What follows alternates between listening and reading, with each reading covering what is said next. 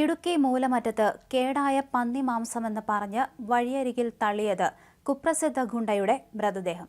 കൊലപാതകം ഉൾപ്പെടെ നിരവധി കേസുകളിൽ പ്രതിയായ ഗുണ്ട മേലുകാവ് എരുമാപ്ര പാറശ്ശേരിയിൽ സാജൻ സാമുവലിനെയാണ് കൊന്ന വഴിയരികിൽ തള്ളിയത്.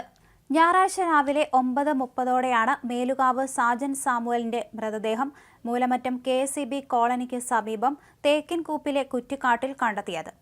മൃതദേഹത്തിന് 2 ദിവസത്തിലേറെ പഴക്കമുണ്ട്. മുഖത്തും ശരീരഭാഗത്തും പുഴുവരിച്ചിട്ടുണ്ട്. ഇടതുകൈ മുട്ടുമുതൽ അറ്റ നിലയിലായിരുന്നു. തലയുടെ വലതുവശത്തും ഉച്ചിയിലും ആഴത്തിലുള്ള മുറിവുണ്ട്. പ്രഥമദൃഷ്ട്യാ കൊലപാതകമാണ് ഇതെന്നാണ് പോലീസ് വ്യക്തമാക്കുന്നത്.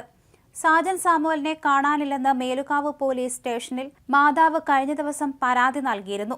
തുടർന്ന് പോലീസ് നടത്തിയ അന്വേഷണത്തിലാണ് മൃതദേഹം കണ്ടെത്തിയത്. സാജന്റെ തിരോധാനം പോലീസ് അന്വേഷിക്കവേ മൃതദേഹം തേക്കിൻകൂപ്പിലെത്തിച്ച ഓട്ടോറിക്ഷ ഡ്രൈവറുടെ മൊഴി നിർണായകമായി. ജനുവരി 30 രാത്രി എരുമാപ്രയിൽ നിന്ന് കേടായ പന്നി മാംസമെന്ന് പറഞ്ഞ് തുണിയിൽ പൊതിഞ്ഞ നിലയിലാണ് മൃതദേഹം തേക്കിൻകൂപ്പിലെ ട്രാൻസ്ഫോർമറിന് സമീപം ഇറക്കിയത്. ഇതിൽ സംശയം തോന്നിയ ഓട്ടോറിക്ഷ ഡ്രൈവർ വിവരം തന്റെ പിതാവിനോട് പറഞ്ഞു.